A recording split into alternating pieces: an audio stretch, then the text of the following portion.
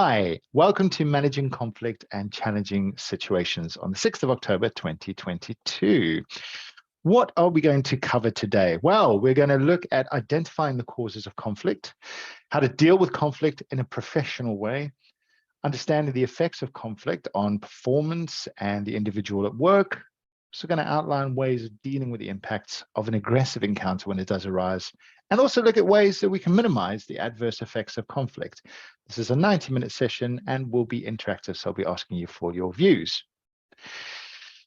So before we get started, I would like to run a poll, and I would like to know from you what color you think this dress is. So half of you have said that it's white and gold and call this a nincompoop in the process. 2 out of the 12 of you said it's actually black and blue. One person thinks it's purple. A couple of people said not a clue, and someone has said, am I bothered? And I'm really glad that someone chose that. So why am I showing you this? The reason I'm showing you this is that it's really easy to fall into conflict. It's really easy to disagree with someone, and we also can't actually trust what we see. Yeah. This was a dress that actually went around a few years ago, and I think it was something for a wedding, and somebody had sent it to their mother and said, what do you think of this? And then there was a bit of confusion between the color, and then it did the rounds on social media. And a lot of people were disagreeing to what the actual color was. And then anyway, a neuroscientist in New York had a look at it. And what they boiled it down to was, what happens is your brain fills in any gaps that it can't actually understand. So it will make an assumption. So if your brain assumes that this dress is lit by natural light, you'll see white and gold. If your brain assumes that it's lit by artificial light, you'll see black and blue. And what they found is that they think overall that the dress is actually black and blue. So that's the whole point of me showing you that, is that it's so easy to fall into conflict because we see what we want to see a lot of the time, what we believe, and we see things differently. What can also happen is it can be very natural for us to warm to other people who agree with us. You know, we can go, yeah, you and I see white and gold. Now we're together and we're against those people over there. And that can also be a bit detrimental to relationships and your situation at work. Probably fun at a bingo night or at a quiz, but not in the working world. What we do need to do is we do need to be prepared to have our views challenged. And I think that this can be a positive thing, and we can have a look at that a little bit later on in the session. So you can support your empathy by trying to see things from the other person's point of view, making it easier to understand them and explain your thinking. So people's experiences form the way they interact with people. This may inform how a difficult customer might approach us in a way that we find aggressive. They might have been told that the dress is a different color too many times. So the definition of conflict. We believe that it is sparked by the clash of needs, goals, values, and interests between 2 or more people, particularly where they care about the outcome. So what I would like to do now is pop you into some breakout rooms, and I'd like you to have a very short discussion on what you think can cause conflict. What are the very different ways that this can happen? So thank you very much for going off into those breakout rooms. So what do you think can cause conflict? So let's hear from group 1. So what do you think causes conflict? Jason, I'm spokesperson. Yes, thank you, Katie. Essentially, I think we thought, I mean, obviously it's quite broad, but it boiled down to maybe having, especially at work, maybe having different expectations. Yes. About, you know, how things should be done, when they should be done, you know, how actually you should go about it, kind of thing. That also mentioned of inequality, that could maybe cause tension and conflict. Inequality, did you say? Yeah. Can you tell me a bit more about that? think do you want to jump in? Was it? I think it was me that said that one. I think. Yeah. Yes, what I mean by if you're doing the same job as somebody else, maybe, but you're not getting the same rewards as they are, maybe. Right, I see. I'm purely talking in the workplace. You know, if one person gets a benefit over another, but it's for the same job role. I suppose hence you could go on the whole women pay and men's pay over the years and how that's caused conflict. So that's all I meant by it, really. Very good point. And I've been delivering equality and diversity training recently, and that's something that has come up. And we're going to look a little bit at bias and unconscious bias a little bit later on and how that can influence conflict. So thank you. Jason, the only other thing that we had on the list was obviously like differing opinions, so like strongly held beliefs that people have, and that how obviously they're different. Yeah, cool. Excellent. Thank you very much. Right, can we hear from room 2, who is Ben, Natasha, and Paul? Should I have a spokesperson there? Yeah, it's me, Jason, Paul. Hi, Paul. Hi there. So we started off with potentially a difference of opinion, going into a conversation with what you want to present, what you want the outcome to be, and then somebody else being of the complete opposite mindset. Okay. People not understanding the situation, so potentially getting the wrong end of the stick. So we all agreed that you need to explain, sometimes re-explain, explain again if it can't be resolved as well.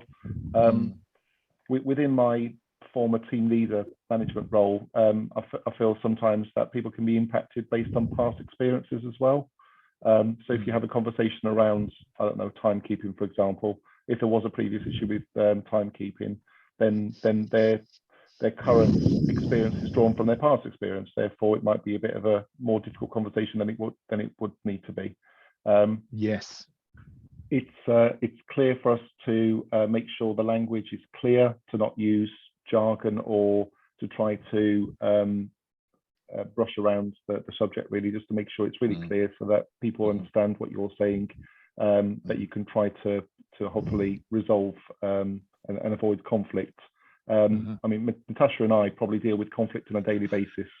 I mean, yeah, from my perspective in the refugee resettlement, it's mainly people's expectations on the Homes for Ukraine scheme, and that could be guests or hosts. So it's trying to manage people living together, people's expectations of what and the reality of what it's like to live with somebody. So that's kind of a constant battle. Yeah, sounds like a big challenge. Thank you very much, Paul. Appreciate that. Room 3, we've got Bob, Lisa, Rob. Anything extra to add to what we've heard already? Not hugely. It was to do with, we sort of said perspectives, expectation. I think, talking about some of our, experiences that were focused on the roles we carry out. And I think if people are sort of expecting to be in trouble, if you know what I mean, then you're on a sort of bad starting point sort of thing. There's this adversarial positioning before it's even starting. You're not always dealing with people on a professional footing, and it's a case of just sort of, although you could do your best to understand other people's point of view, they don't always understand yours, or vice versa. Yeah, definitely clash in perspectives there. Thanks very much, Rob. Right, and then finally, room 4, we've got Daisy, Jody, and Sarah. Steph. That's all right. It'll become Vanessa. I'm the spokesman. Conflict straight away. Sorry about that, Steph. That's all right. Yeah. So what have we got? So again, a bit like room 2 said about getting the wrong end of the stick with miscommunication. Also, like missing information. So if you get half a story, that could cause conflict. So if someone doesn't get the whole story, obviously, if you get half a story, you're gonna sort of make up the other half. Maybe that could cause conflict. And who's trying to look after themselves in that situation then as well? There could be something that they're not admitting to as well. When in a work context, it's very good to have clarity on all situations. Yeah. And then in terms of like the physicalness of it, I think room 2 also mentioned like using clear language. So again, we sort of noted about sort of body language of tone of voice. So obviously that comes across, obviously it's hard in sort of say these situations, obviously you can't see someone's body language. But you know, for example, in the job that I do, we would see people on court days, and so body language and tone of voice would be really important. And obviously just for everyone generally. And then personalities have been mentioned by a couple of the rooms, I think. So yeah, differing personalities, and also we mentioned environment. So the environment you're in could cause conflict. You know, and sort of triggers we linked into that as well. So just as an example, we were in the office the other day. It was quite cold. Obviously for some people that might not be a big issue, but for some other people it might cause them to feel really uncomfortable, and then that's kind of a trigger. And then something else that might not be an issue to you can become an issue because you've had that sort of trigger, and the sort of trigger frustration linked to conflict. The old heating wars, isn't it? yeah, forgot about that until we were in the office the other day, but yeah, that just was one of the and it all comes flooding back. Yeah, excellent. Thank you so very much. Thank you very much, everyone in the groups. That's really useful. I'm always very interested and intrigued by these examples that people come up with, and just think, gosh, it's amazing that we all actually get on and are able to achieve something, because there's so many different ways that conflict can arise.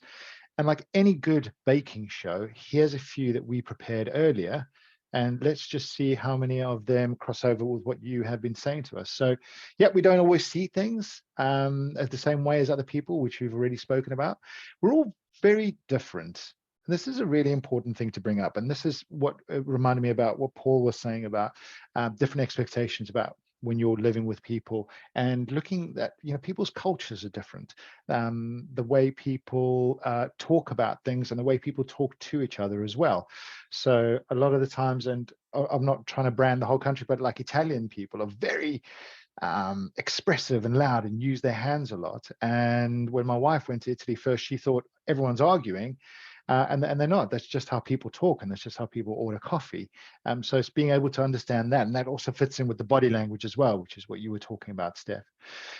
Different demographics, different backgrounds, cultural references, geographical preferences, so where you prefer to live or go to school, personalities, which is what we talked about as well. Really interesting thing here is power and status as well. Now, power and status, you can look at it from a hierarchical point of view, and people can abuse that. But also you have some people, in the way that they carry themselves, they exude a higher status, even though they say on the same level as you. And that's something that they could be aware of, and they could use to their advantage as well. So what I like to say around that is, be careful and aware of how loud your voice is. Not just physically, the volume and the tone, but how expressive you are in meetings, and that you might be cutting other people out and keeping them and not allowing them to express their views. So just something to bear in mind. There's some people use that to their advantage. We've got ideological differences, philosophical differences, political differences as well. We have different goals. We have different approaches to do things. You might do an Excel spreadsheet in one way, and I might do it in a different way, but there might be conflict around that, and getting frustrated with how things are done. But as long as the outcome is the same, does it really matter how different people approach it? Ethics and values, also very different. You know, I might be a real freedom fighter around recycling, and somebody else might not really be fussed about that. That could really cause a conflict. And then what I hinted at a little bit earlier on as well is our bias, and especially our unconscious bias. And we're going to touch on that in a little bit as well. So yes, a myriad of ways that we can fall into conflict. So be proud of yourselves that we've come this far. So yeah, there they all are, the causes of conflict. I want to talk about unconscious bias. Paul, you've raised your hand. Yes. Yeah, just want to add as well. So it just came to me on that. I don't know if it was on that list. If so, I apologize, I missed it. Can sometimes be emails as well, particularly working from home, and even online, because we're a bit, well, we don't meet in person that often now, or as often as we used to. So I think that sometimes can be a cause of conflict. You know, presenting the right way, body language, but particularly emails, sometimes they can be a bit dry, can't they? So sometimes the message that you want to get across, and I, you know, I'm just as guilty as this, but just making sure that it's in a friendly, not a telly way when you're trying to send someone an email. Yeah, very, very good point. And I think every group mentioned expectations, which is a really interesting thing that came up from us. And then it's being able to set out those expectations about how we communicate with each other. Because yes, tone can be so misinterpreted when it comes to email and text messages as well. But if you understand that it's on a work level and not a personal level, then I think that can be better. But you just need to figure that out with your groups as well. But very good point. Thank you, Paul. Yeah, so with unconscious bias, just a quick recap of what this is. It's something that we're unaware of, and it's something that happens automatically. It's triggered by our background, our experiences, our influences as well. So we make these snap judgments on people or situations because of our background and our experiences. And these are just a few over here that can cause conflict, and it's just something for us to bear in mind about how we operate as well. What we're trying to do here, what I'm trying to get across here, is just increasing and improving our self-awareness. So the better we understand ourselves, the better we can manage ourselves in a moment.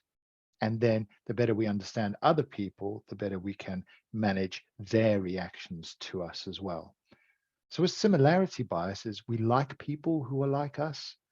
So if there's somebody who isn't like us, we could then have a conflict over there as well. So be aware of that. People who like milky tea, people who don't like milky tea, people who like short, sharp emails, people who like a little bit of love in their emails. Confirmation bias. This is a very, very prominent one. I think it's also for me as well. What that means is you look for evidence to back up your point of view.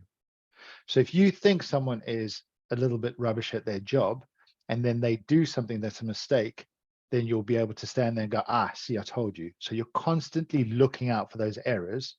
You're not looking at the whole picture. So it's looking for stuff to back up what you're already thinking. So that's something to really be aware of that can cause conflict. Conformity bias, that just means going with the group. So it's going with the group at the risk of causing any interruption. So for example, a meeting has gone on for an hour and a half. There's an important point at the end. Everybody's tired. They want to go home. It's Thursday afternoon, but you feel really passionate about this point, but you don't say anything because everybody just wants to go home. So that's something to bear in mind about how we operate. Gender bias as well. Somebody brought that up earlier on about the pay gap as well, or hiring people because of their gender, or preferring leaders to be of a certain gender because we think that they're better. So that's something we need to also be conscious of. Ageism, not inviting people to things because we think they're too old, or not going and asking someone how to help us with the printer in the office because they seem a little bit older. Maybe I'll go ask the new person. But hey, maybe that older person's been here long enough to understand how the printer works. And name bias as well. You could get a name on a form that comes into you that isn't a British name. And you could have had an experience before about someone with a name that isn't British, and you just think, oh yeah, God, I know how this conversation is going to go. So that's also then your confirmation bias there coming through as well. So just being conscious of those things, those snap judgments, those immediate points of view that we have about people or situations, and just take a breath before we make any decisions. It's just challenging your thinking. Yeah. Here's a few questions we put on over here. Just like you to have a read of those and just have a think about them and something to bear in mind. So are there things that some people do that leave me with a particularly good or poor first impression? Do I prefer people who have a certain type of background? I'm only going to get on with people who are from Cheriton, or I only like people who like sorbet and not ice cream. Or I only like people who are white. Do you know what I mean? Do I judge particular types of people before I've met them or got to know them? And do I treat people with equal respect and include everyone? And do I avoid gossip? So feeding the fire. Right, so I'm going to pop you into some breakout rooms again. I'm going to change them up this time. And I'd like you to discuss what the impact of conflict is on you, on the customer, and on the council. Thank you very much for going off and discussing that, folks. I'd now like to hear from your groups about what you think the impact of conflict is on you, the customer, and the council. I'd like to start off with room 1 again. Do you have a spokesperson, room 1? Me. Fabulous. Emma. Hello, Emma. Hello. We were, Barb, Rob, and Nat were in the same group. We were talking about frustrations. It makes you frustrated, but it can also make the customer frustrated, which can lead very quickly to the trust being gone. We were talking about how we did say hatred is a very strong word, but that can very quickly bring hatred of the council to the customer, and impact on their perspective for future interactions with us. So that's already coloured before any future interactions start.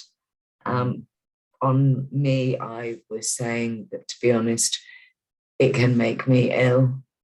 The stress of different conflicts are not very good for anybody's health. We also talked about the impact it has on decision making, and Bob was talking about a Facebook page that's been started that no council or anyone connected to council or mayors can join, that already has a number of followers or people on that site, which is basically a site against Barb's team. So there's a lot of conflict. Terrible. Yeah. Wow, well, that sounds very frustrating. We were just about to discuss how that was being dealt with in the best way when our time ran out. So sorry about that. Time conflict then as well. Thank you very much, Emma. I appreciate sharing that. And Barb as well. Sorry to hear about your experiences. That sounds tough. It's the curse of social media as well. There's a lot of stuff out there that you cannot control, but which can be quite detrimental to everyone. Hatred and colouring people's perspectives about their future interactions with the council as well. This all forms part of people's bias, whether it's unconscious or at the forefront of their mind. If they have a previous bad experience, some people might think, if they don't have this growth mindset to think that things can change, they might think that future interactions are going to be tough as well. And that could be harder on the next recipient. But it's the idea of thinking about what is it that you can control and what is it that you can't control. And we'll look at that in just a bit. Thank you very much. Room 2, hi. Hi, it's me. Hello. Hello.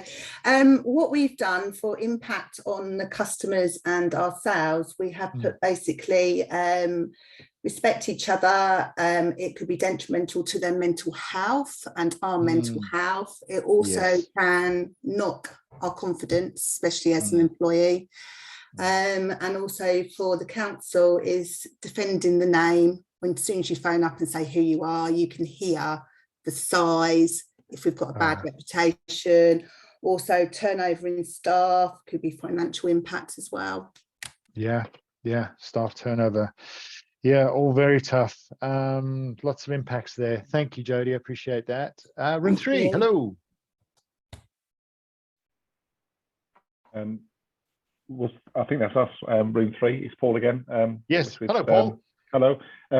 For us, we said stress, anxiety could be impacts on job performance as well, regardless of the issue. We felt as well that equally customers would feel stressed and anxious as well if they weren't being understood or heard or not listened to. FHDC, the same thing really. I mean, one of the groups said about social media that they see lots of noise over Twitter or Facebook, particularly about Dover District Council, for example, not doing this, not doing that, and you sometimes feel it's really unfair. Being people that work for the local authority, sometimes comments can be fair, but other times, most of the times, it can be really, really unfair. It could impact on work sickness as well if somebody's been named. I've had people in my previous team who have been named on social media as well, who've gone through a tough time as well, unfairly, just literally just doing their job, and then being named online as well.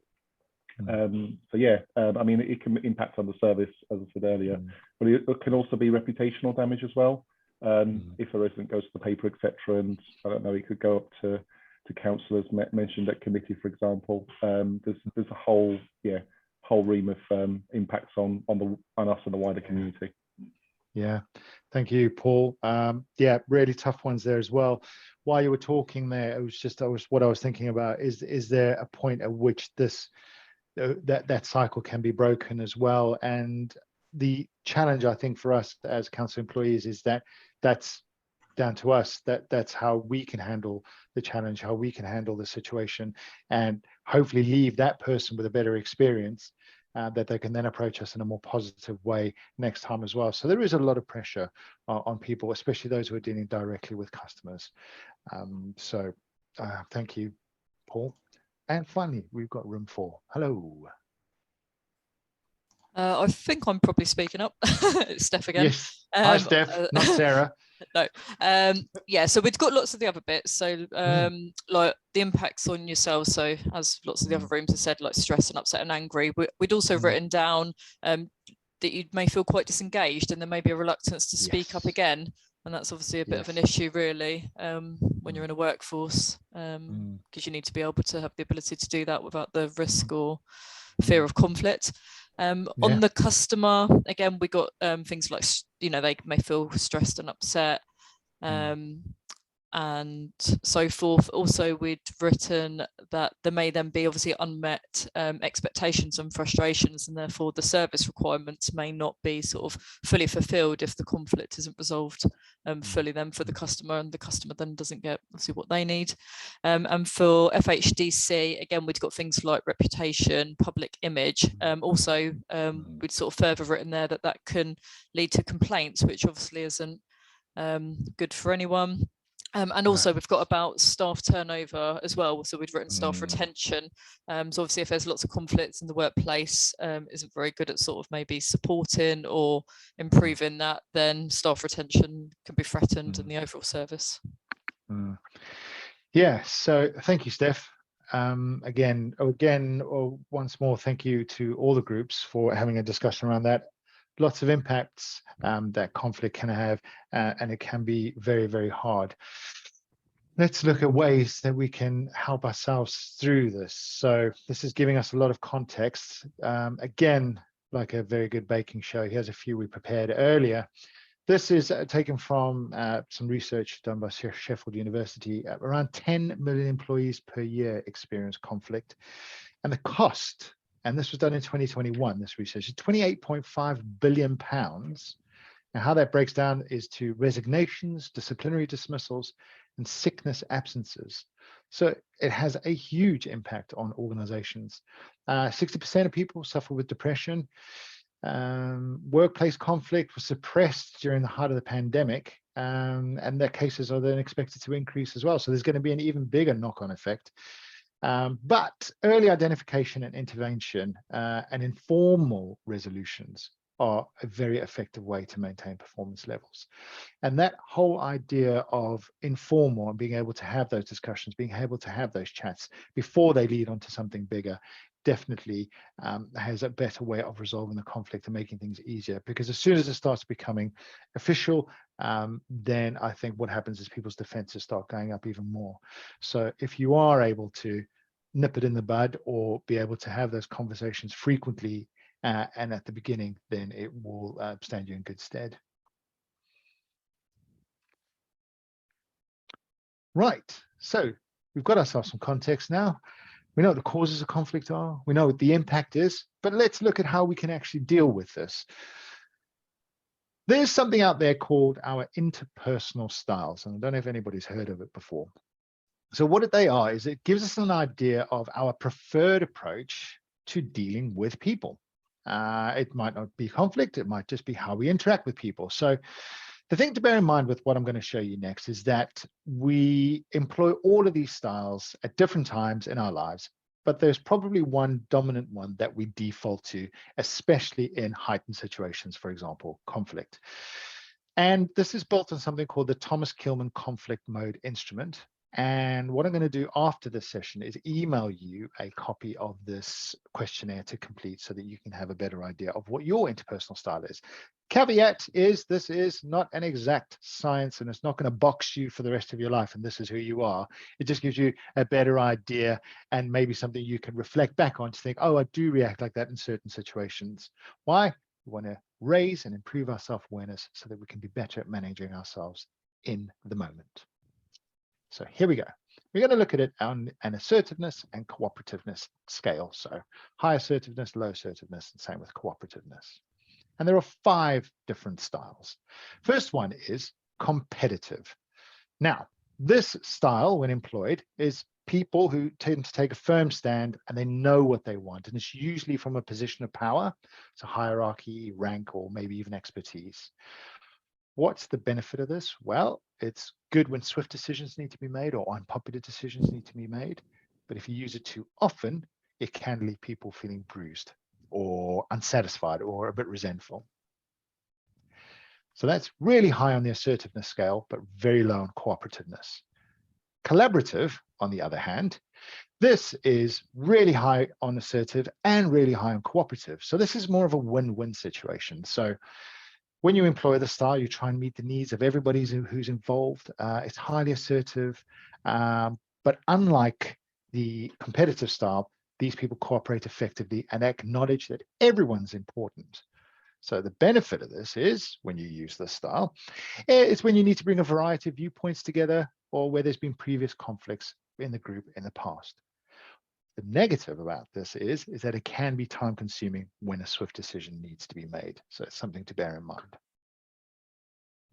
The next one is avoiding. My favorite. Why?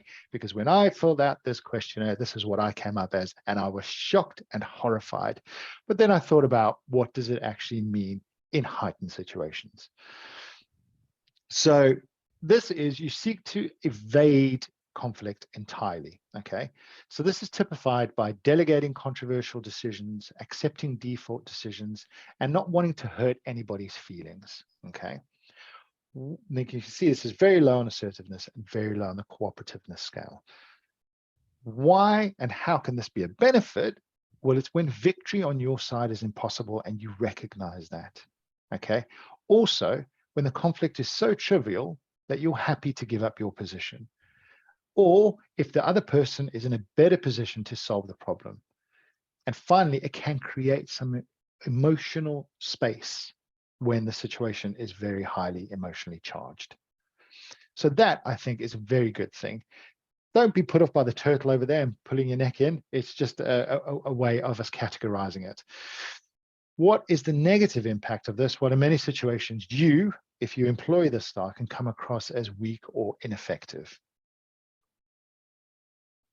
Right, what have we got next? We've got accommodating. So these people who use this style, they cooperate to a very high degree.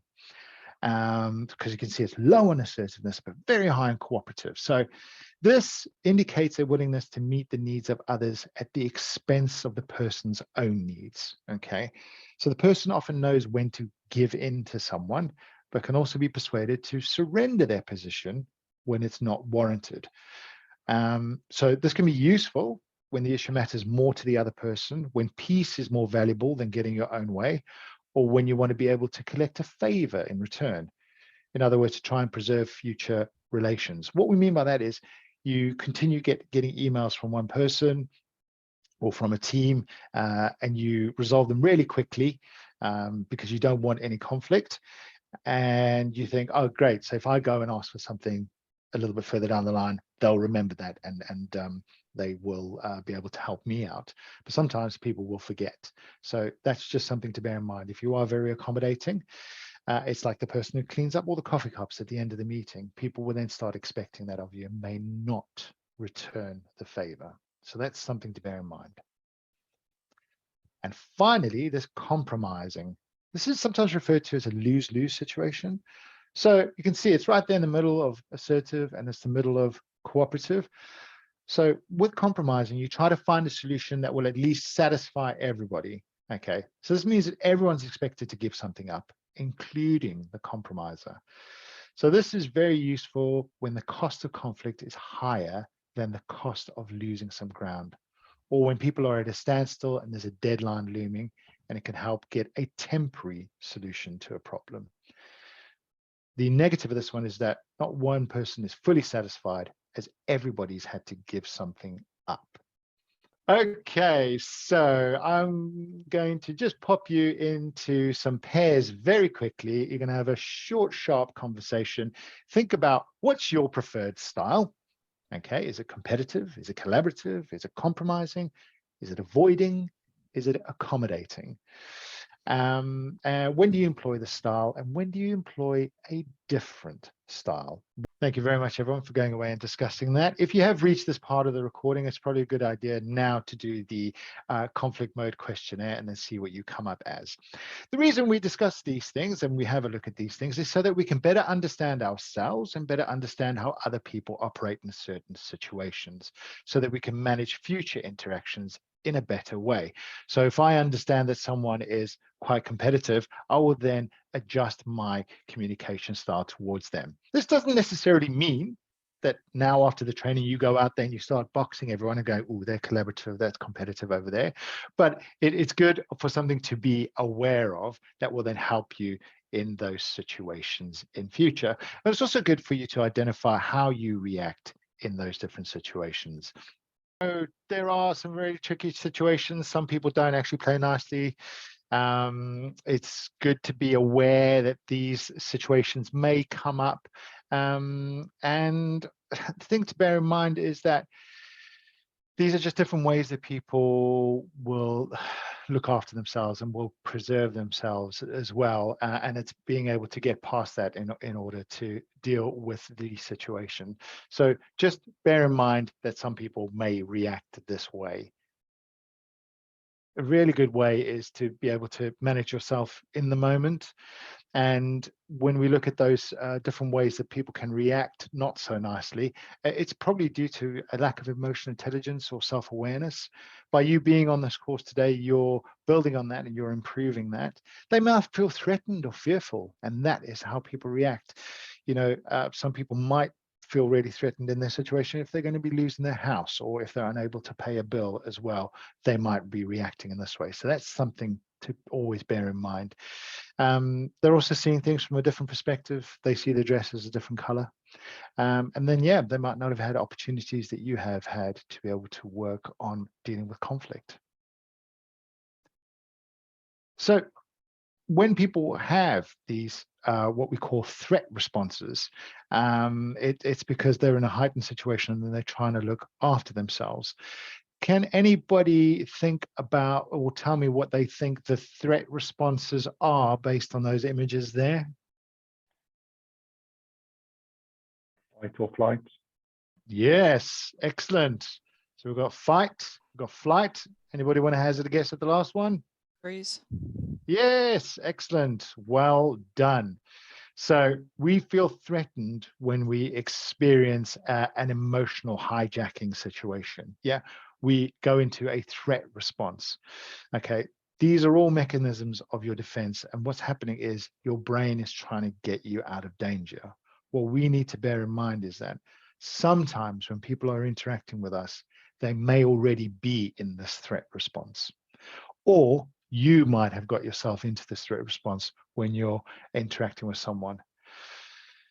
Key to help you get out of this is a little bit of self-management, okay? So it's being able to understand, again, exactly like we said before, about how you react in certain situations and what you can do about it. So if you perceive something as a threat, you can act aggressively. So the same can happen if you're anxious about a deadline, if you're trying to get through your to-do list, or whatever it is we find causes us undue pressure or stress. Every time we think about it, the threat response is triggered, okay? With self-awareness, so the very act of acknowledging the fact that you are feeling a negative emotion, goes a long way to preventing you from losing control of your own behavior. So knowing what triggers us and our customers, our colleagues, this will improve our self-awareness so that we can avoid or minimize our stress responses in the moment. When I share the slides with you afterwards, there's a really good video that Transport for London did about aggressive behavior and about taking control of yourself. And it all focuses on breathing. So what can you do in the moment? Yeah, what can help you in the moment? There's something called the 6-second rule. I don't know if anyone's heard of it before, but apparently this is the time it takes to capture the fight or flight response, to recapture actually your threat response. So if somebody said or done something that presses your buttons or triggers you, take a deep breath, count to 6 seconds before you respond. Someone once said to me, count to 10, start again. So I thought I'd put it in there, which is quite useful. We know when we're going to react like that. We can sense it within ourselves. I surely can. But if we can just take a breath and take control of ourselves again, that will then give us a chance to recapture the prefrontal cortex of our brain so that we can then start making rational decisions. This can happen in a one-on-one situation. You can take some time out. If you are an avoiding person, you'll probably be able to do this naturally anyway.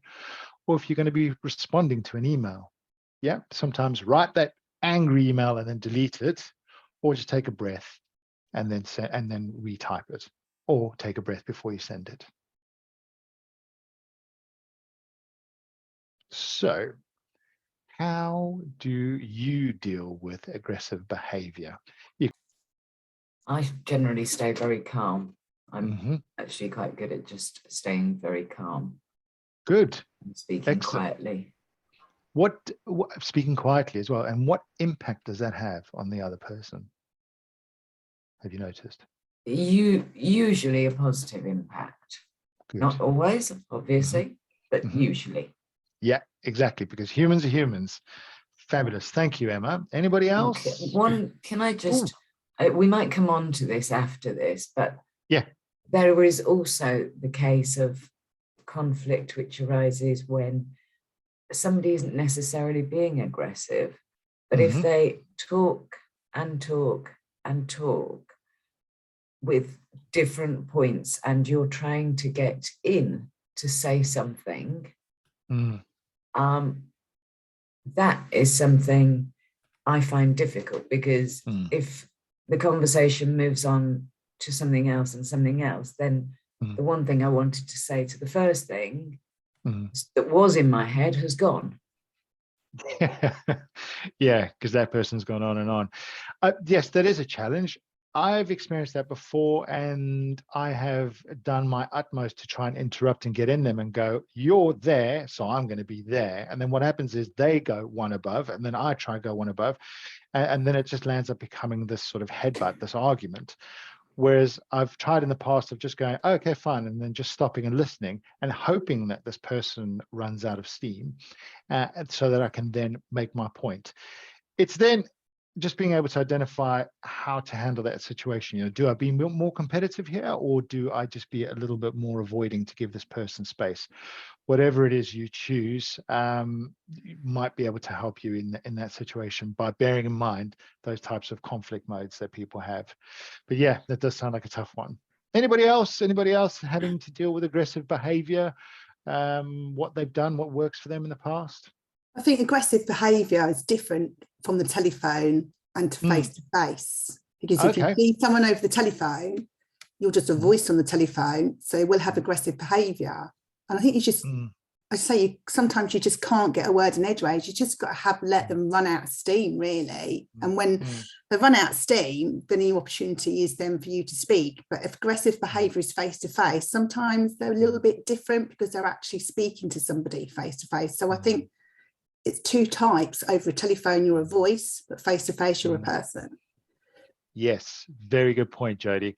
I did my time in customer services many years ago, and one thing that I found that really helps me with a person who's full of steam and going ahead and very upset and angry, the way I've removed myself from the situation emotionally is I just start making notes, not notes about what I think of them, but picking out important bits that they're saying that are going to help me with this person's query, and then when they've stopped, I'll then be able to repeat back to them and go, this is what I'm understanding that you're saying, because then you're focusing on a task and removing the emotional energy from the situation. And then you can also show to them that you've acknowledged them and you've actually listened to them, and then you can hopefully step forward from there and resolve their query. Doesn't work all the time, but it's something that I've used in the past. Anybody else?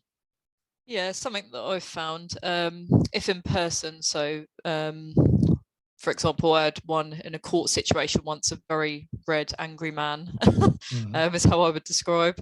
Red, angry man, did you say? Red, angry man, he was very angry, just screaming. Yeah. And I think one thing that really helps is remove an audience, because I think that can like add fuel to the fire. So if you can go to a sort of quieter place, you know, a separate room, a separate corner, you know, wherever it might be, to say, okay, look, you know, I can see that you're frustrated. Let's come over here and have a chat, sort of removing that audience and sort of being a person in front of them, just one person, I think gives them that sort of human feeling and brings them back to some state of, you know, gets you back to a state of normal a bit quicker, being on their level as well. So in that situation, we actually sat at a table, you know, face to face, you know, listen to him, let him have his rant, and then sort of, as you say, things like noting down what they're saying in order to be able to repeat back, you know, show that you're listening and wanting to go forward. And also I find generally in a face to face or on a phone situation, not sort of adding fuel to what they're saying. So obviously quite often, as many people have said, like being in the council, people want to rant about, I don't know, let's just say bins when you're talking about council tax, which have no relevance. But if you then get into that conversation, you're going to get into an argument of personal views, which just aren't needed. And so I think, you know, quite often I find myself saying, okay, going forward, what should we do? And you kind of have to just sort of say, okay, let's go forward, you know, let's resolve this, and sort of let them know that you're wanting to reach a resolution rather than going over what they're saying, because it just doesn't really help. Very, very good and great advice. Thank you, Steph. And a lot of the times there you can actually coach the person and you can just say, well, what do you see as the ideal outcome? And then once you've listened to them, you can then say what you're able to and what you're not able to do. Thank you very much. Okay, folks, we're just going to move on from that one. So some really good tips there, some really good advice. Just remember to look after yourself as well. Remember to breathe. You can change your posture. You can stand up straight. You can put your shoulders back. You can remove yourself from the situation as well, or remove the audience, like Steph has just said as well. Also understanding what's in your control and what's out of your control. What can you change and what can't you change? And one of the things that you can change is how you view the other person's behavior. Are you affected by it? And you can definitely choose how you would like to react in the situation. So preparing for conflict, preparing for a difficult situation or a difficult conversation. This is a thing that you can do to help yourself as well. So if you know you're going into a situation that's going to be a challenge, whether it's dealing with a customer or having a one-to-one with a manager, whatever the situation itself is, this is a good way to prepare for it. And this is something that I've used in the past as well. And the reason I've used this as well is because if I go in unprepared, I get very flustered, which means when I get flustered, I get embarrassed, which means I get angry. That's how I react. So I try and come in with a little bit of a plan. And this is a plan that could work for you. First thing to do is to think about what's going to be your ideal outcome. What do you want to get out of this conversation and remain focused on that throughout? What is your ultimate goal? So if you go off on a tangent, you can come back and go, is this working towards what it is that I want? Yeah. Once you figure that out, think about when and where you want to have the conversation. Now, sometimes when it's with something like a one-to-one or with a customer, it might just be pre-booked for you. But if you need to have a conversation with someone, you can think, right, great. I know that they're in on Mondays and I know that they actually are really good first thing on a Monday morning. So let me get it in there. Or let's do it Thursday afternoon when it's closer towards the end of the week where everything's a little bit calmer. Let's do it then. Just definitely bear that in mind, because that definitely has an impact on how that person's going to react. You don't want to do it straight after they've done the school run or just before they need to go on the school run. These are just little things to bear in mind, but that will make a massive effect on how the conversation will go. When you're in the conversation, we're going to use a feedback model called BEF, and this is incredibly helpful. What does it mean? So the B stands for behavior. So what this means is you need to identify a specific behavior that anybody can identify. So if you're talking to someone and they're constantly looking at their watch, you can say, I noticed that when we were in the meeting, you were constantly looking at your watch.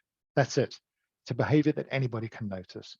If you come in and you say, I thought you were bored because you were always looking at your watch, that's a judgment. So you want to stay out of that.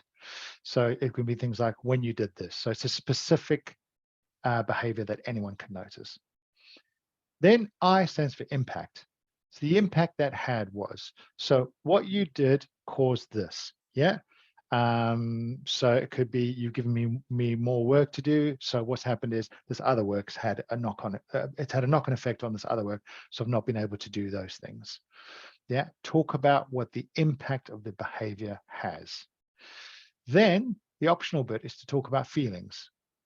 Says optional. I love feelings. Feelings are wonderful. You can talk about how it's made you feel, because what you're doing is using I conversation, I language and me language. You're talking about how it's affecting you. So you're not putting that on them. This is how it made me feel. Okay. Then what you could do is between feelings and future, which we'll look at in a minute, you can ask a question. You can say, what's going on over there? Can you tell me a little bit more about this? I need to understand where this is coming from. Because then you've made it very clear about what you've noticed and the impact that it's had. But then you're also inquiring from them to be able to understand a little bit more. Because then if people are understood a little bit more, it's going to make it easier to have these conversations. Once you've done that, you can then talk about the future. And then you can say, I'd like it if you could, or next time, could you try? So for example, if you're leading in a team meeting and the manager jumps in every time, you could just say, I noticed you were jumping in the whole time. Not the whole time. I noticed you jumped in on a few occasions on something that I was presenting.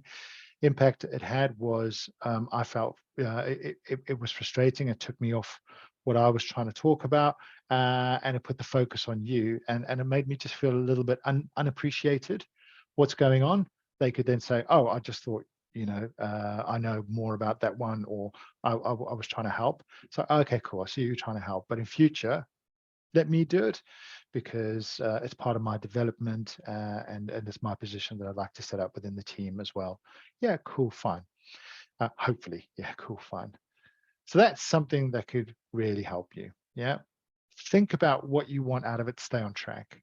When and where you're going to have this conversation. Very specific behavior that anyone can notice. What is the impact of that behavior on you or the situation? How do you feel about it? Question about what's going on. And then what do I want for future? I'm going to share these slides with you afterwards so that you've got this model to have a think about. Having heard that now, does anybody employ this kind of behavior? Has anybody done this before? Is this new? What are your reflections? Opening out to the group. Jason, this is hilarious because hilarious. I feel like well, no, as in, sorry, not hilarious, but as in, like, I feel like I used to not be very good at this, and then I've got better, and I do this slightly at work, but I do this quite a lot at home. As in, like, I don't have a lot of arguments with my husband, but when something like that happens, I'm very like, because I used to, like, when I was younger and a bit more hot-headed, I used to like just immediately like snap back with something, and now I'm a bit more like, okay, hang on, like that made me feel like this, and like, do you know what I mean? So like and it's like amazing, it's revolutionary. So it's brilliant that there's actually like a framework for it.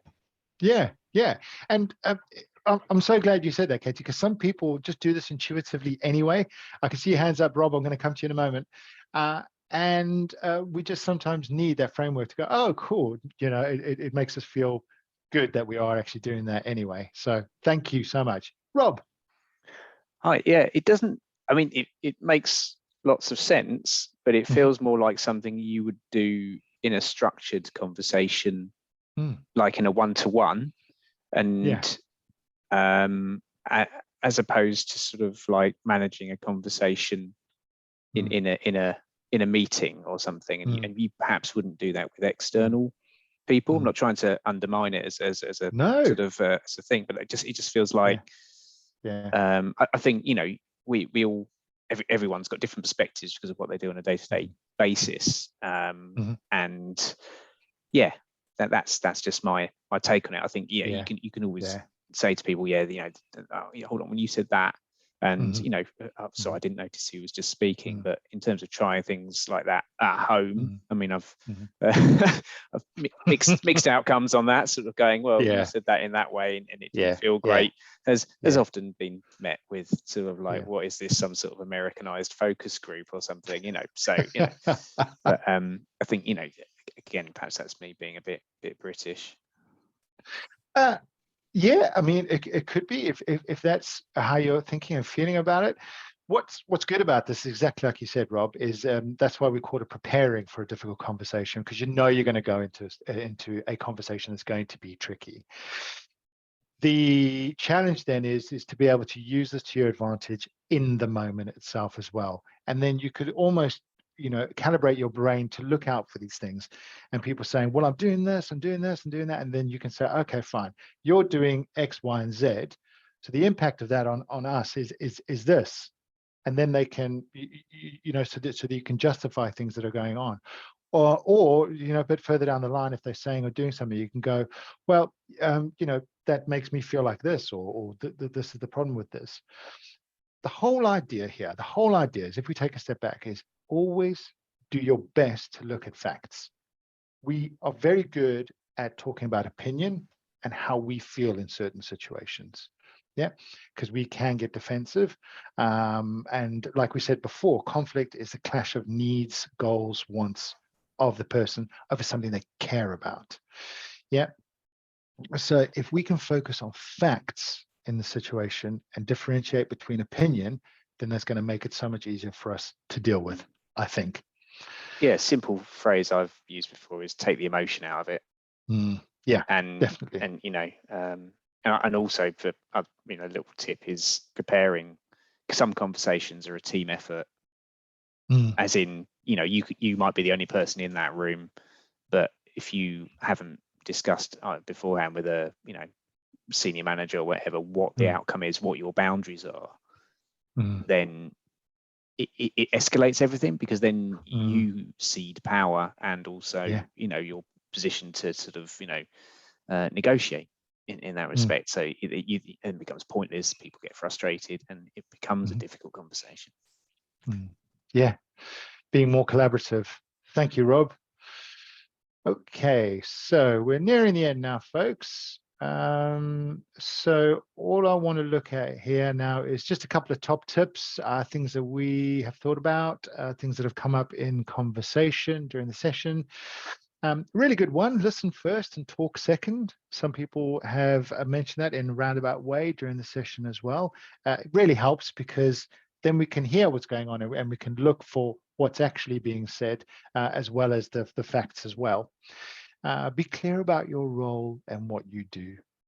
And what that means is it could be in a work situation, or it could just be clear about who it is that you are and what it is that you do as well, outside of a work context. Being clear about expectations. This came up a lot at the beginning, but yes, what is it that you want from me? What is it that I want from you? And let's just make sure that these things are achievable. What's the ideal? What's the outcome? What do you want? Stay focused on that. Be collaborative, exactly like Rob was just speaking about as well. And this one is really important, and it's one that we can struggle with and fall down on, is regular two-way feedback. And remember, when we talk about feedback, even if we talk about that BIF model there as well, feedback is also a good thing. When you dealt with all of those different, let's just call them, reports in such a short space of time, that was really good. Made me feel like I can trust you a lot more, and the impact, cleared a lot of workload for us, so we could focus on extra training for people. So keep that regular two-way feedback going, folks. Remember, we do have support out there. Health Assured is our employee assistance program that's not only there to help with things like counseling, which you can get 24 hours a day. They help with loads of other bits and pieces, also finance, eating as well. But if you are struggling with a conflict and need any further support that is neutral, please go to them. You phone them, You tell them you work focused on the High District Council and you get put through to someone straight away. There's also human resources. Please check out their intranet page. There's lots of helpful bits on there. They also have the drop-in sessions on Tuesdays and Thursdays, where there will also be a mental health first aider present as well, in case you would like to talk to them. It's all totally confidential. Right. Any questions?